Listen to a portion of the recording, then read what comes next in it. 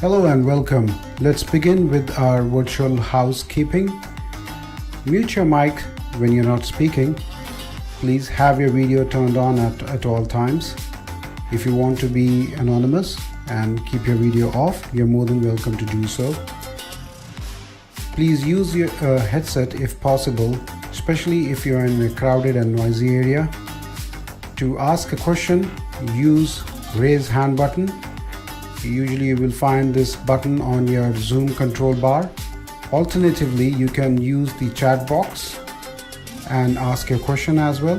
For high resolution of this video stream on Zoom, use the switch to share content button on top left of your screen. With the experience that we had with Zoom, the legibility of text presented in the presentation is much clearer on a screen size of 12 inch or above. So we will appreciate if you use the 12 inch or above screen size for legible text.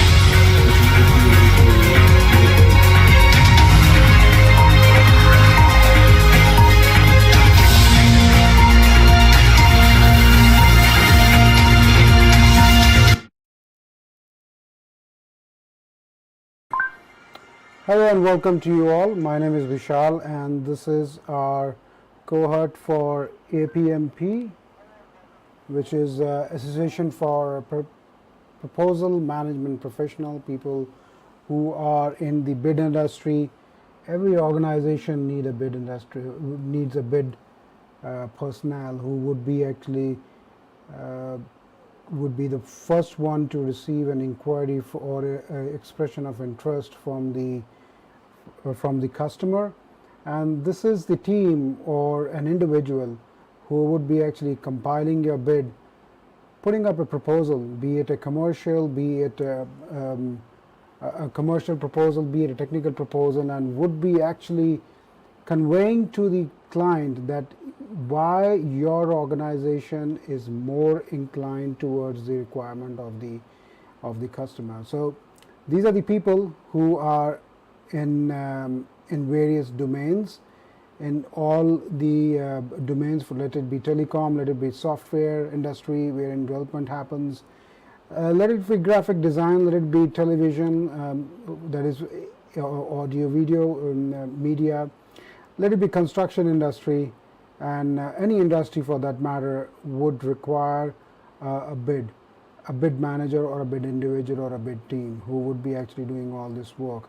And this is the association this is the only association, let me put it that way, worldwide, which is catering to best practices of not only bid and proposal professional, but also for the industry, or also for the business development, and of course graphic design and writers and everything. All these people come together, which under the same umbrella. So we will begin with our cohort today. Mine is Vishal, and this is our session number 26th, if I'm not wrong, yeah. And we are, let me just check a bit about the session number. So what are we doing now is we would be studying the association's body of knowledge book, which is a collection of good practices. My bad, this is session number 30. So just want to make sure, because there were some recordings that we had played in between our sessions, and those sessions were pre-recorded, and the recording of the previous sessions were played. That's the reason I just want to confirm the overall session numbers that we are doing, and this is session number 30, and we will start that. So what we were studying now is, up until now, what we have studied is the first knowledge area of the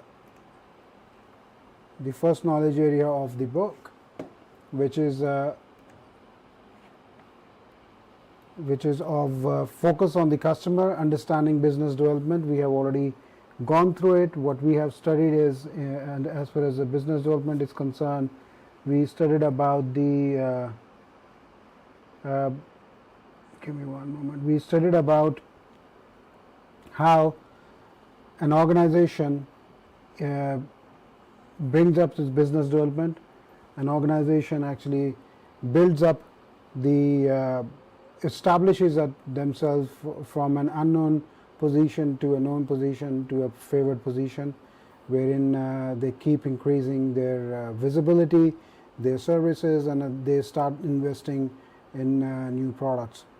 So after that, we studied many tools which are used for which are helpful to do this business development cycle. And then we were working on focus on the customer as well. Okay, from focus on the customer, we have already gone through your compliance and responsiveness, your customer analysis and competitor intelligence, your customer relationship management system. Now, this management system, we have been saying that many times, does not exactly or does not necessarily means that you have a CRM system at your office. A normal Excel file wherein you have a list of your customers, and you have key the key personnel in their organization who matter as far as technical clearance is concerned, who matter as far as the financial clearance is concerned, and there are some bystanders also in an organization who may not have a direct influence, but their soft approval at times do help to get your bid or your RFP or your solicitation through. So we saw those details the other day. Development opportunity or capture management strategy. So this is at the time of when you come to know that the customer has a requirement and that they want to do they are floating their requirement, and they want to make sure that people actually bid to their requirement. So what you do is you actually go there, understand their requirement, you capture the whole requirement, the opportunity in such a way that you, when the bid or the tender comes is floated out, you are able to bid to that tender, and the same content that you have already prepared can be used there as well. Then your executive summary is very important. Then the feature, benefits and discriminators. Here we found out, we studied that how we should find the sweet spot of the customer that is going to benefit us as well, wherein we are able to let's say glorify, we are able to actually glorify our positives, and of course there is no, it's a no to try to show try to play down your competitor at all. They have, of course, your competitors also have some strengths, so there's no point in bashing them and saying them, no, they don't have this, they don't have that, unless the client does not ask you. Up until that time, up until it does not come to that, it's okay to only tell about your own benefits, your own features, and your own benefits and discriminators, which the other competitors might not have. And then we talked about linking opportunity plans to proposal content, and this is what I was talking now in the, if you see the second 1, 2, 3, 4, 5th bullet point where it says developing opportunity capture. So all that you have prepared, collected over here, would be used at this point in here. Okay, so that's that. Today we will be looking at Negotiation strategy development. I mean, there are many books written out there. There are many.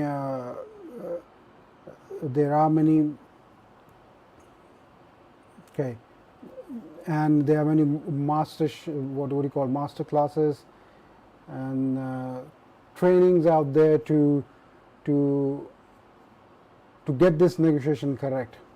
Okay, so we will go through this. We will take these negotiation skills and these negotiation points in detail in our next session, because we are just about to we are remaining with only 2 minutes. So you need to understand the how you do the strategy development. It's not that it's said that a good negotiator is born. No, this negotiator is born only with the information. So if somebody has good information about the competitor, the client themselves, and about the company that they are representing, they would be able to negotiate better, because they know all the sides of the deal, and they will also be able to perhaps leverage certain points which are never written in the bid. Okay, so but those are the at times the customer, when they are asking for usually the bid team themselves actually do a solicitation, and they all themselves write a bid for the client. I'm not saying all industry does that, but yes, some of the industries do that. And therein what they do is they write the proposal, they write the RFP or request for quotation or the bid itself for the client. And when they do that, at times they do not mention the key pain areas of the client. Now this can be deliberate, because the person, the organization who is helping them out to bring this bid together, they don't want to spill the beans for the other people, their competitors. But if you are one of those competitors who have not actually, who know the customer very well and know that they have this problem, and you bring up the solution at the time of negotiation, you're going to have some leverage on your competition. So understand the 4 stages of the negotiation process. That is prepare and plan. That is the first. Of course, prepare and plan, get all the information. Open, bargain, and close. So open for negotiation, then you bargain, and then you close. So in stage 1, what you do is you prepare and plan. What you do is you gather information, you find a leverage, you understand the people that are involved over there. At times, if you have a personal connect, you make not that necessary that you know this person beforehand, but you go for the meeting and you make a connect over there with this person. And I can give you an example. For example, if you're going into meeting and you two are very fond of let's say a restaurant. I'm just giving an example. It's a vague example, but I'm just giving one example. So, and he also likes the same restaurant. So there you go. You will make a connect over there, and you understand what are the likes, what are the dislikes, and so on and so forth. So it helps to get some leverage. In other words, repo is another key word. You as an organization, you have a repo that you, at least at the negotiation stage, come down by 10% of your price value of your bid amount. So the client already knows that you come easily by 10%. So they can use this against you as well, and they know that how to squeeze you, what corners to squeeze for you. And the other words, on the other side, if the client has a repo, that what they will just call you for a discussion, but not go into a hardcore negotiation about the price. I'm only talking about the price. I'm not talking about the feature of the solution and the bid that we are proposing. And of course, know your objectives. So what we will do is we have overshot our time by 2 minutes. We will resume further discussion on this in our next session on next Saturday, and we will close for today. If you have any questions, especially people on Zoom, You can ask now, or people on LinkedIn, YouTube and Facebook, you are more than welcome to actually leave a post or a comment so that we can reply to you. I will give it some minutes, give it some seconds, sorry, not minutes, we don't have time for minutes. I guess no. So with that, we come to the end of our session today. You have been a very awesome audience. Up until next Saturday, take good care of yourself. Goodbye.